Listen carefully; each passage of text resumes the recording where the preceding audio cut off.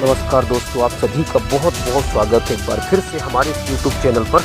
और आज फिर बात करेंगे बीएड वर्सेस बीएड मामला, जो कि सुप्रीम कोर्ट और हाई कोर्ट में अभी तक लगा हुआ है और ये मामला सुलझने का नाम नहीं ले रहा है। 11 अगस्त 2023 को जिस तरीके से फैसला आया, उसके बाद जो भी सब्जेक्ट टू आउटकम भर्तियाँ थी, उन राज्यों में ये मामला अभी भी अटका हुआ है। बहुत सारे हाई कोर्ट ने इसके संबंध में निर्णय दिया है, लेकिन बहुत सारे हाई कोर्ट्स ऐसे हैं जहां पे अभी ये निर्णय आना बाकी है। जैसे कि मध्य प्रदेश सरकार खुद सुप्रीम कोर्ट पहुंची है और क्लैरिफिकेशन याचिका में इस मामले को क्लियर करना चाहती है कि सुप्रीम कोर्ट के द्वारा दिया गया जो निर्णय है वो 11 अगस्त 2023 के पहले लागू होगा या फिर उसके बाद। तो ये जो पैच है वो अभी तक फंसा हुआ है और इस पर जो पिक्चर है वो अभी बाकी है। और अभी हम ये नहीं कह सकते कि किस तरीके से ये जो भर्तियाँ सब्जेक्ट टू आउटकम रही हैं, इनका रुख क्या होगा और सुप्रीम कोर्ट क्या निर्णय देती है।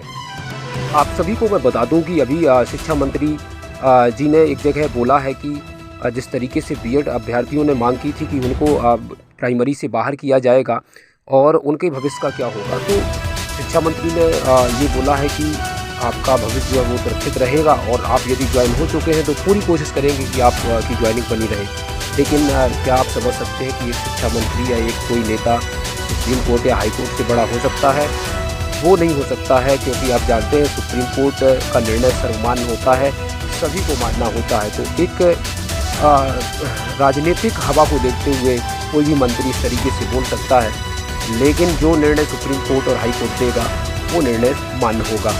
आप समझ सकते हैं कि जिस तरीके से आर्टिकल 141 के द्वारा जिस तरीके से शिक्षक के अधिकार का जो उल्लंघन हो रहा है, उस आधार पे आप समझ सकते हैं कि जो बीएड है उसको पूरी तरीके से यहाँ पे माननीय सुप्रीम कोर्ट ने बाहर किया था और उसमें शिक्षा के मौलिक अधिकार को परिवर्तन आप नहीं कर सकते, क्योंकि उसी का उल्लंघन हो रहा है, उसी का वायलेशन हो रहा है।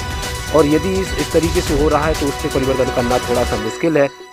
देखने वाली बात होगी कि भविष्य में सुप्रीम कोर्ट का क्या रुख रहता है सब्जेक्ट टू आउटकम भर्तियों को लेकर के। मध्य प्रदेश, छत्तीसगढ़, बिहार, पश्चिम बंगाल जैसे राज्य अभी भी फंसे हुए हैं इस मुद्दे को लेकर के। तो एक बहुत ही कह सकते हैं कि एक बहुत ही बड़ा पेच फंसा हुआ है अभी तक सब्जेक्ट टू आउटकम भर्तियों को लेकर के। और इस पेच का सॉल्यूशन तभी हो पाएगा जब क्लैरिफिकेशन याचिका सुप्रीम कोर्ट पर क्लियर होगी, जैसा कि मध्य प्रदेश सरकार सुप्रीम कोर्ट इस याचिका को लेकर के पहुँची हुई है।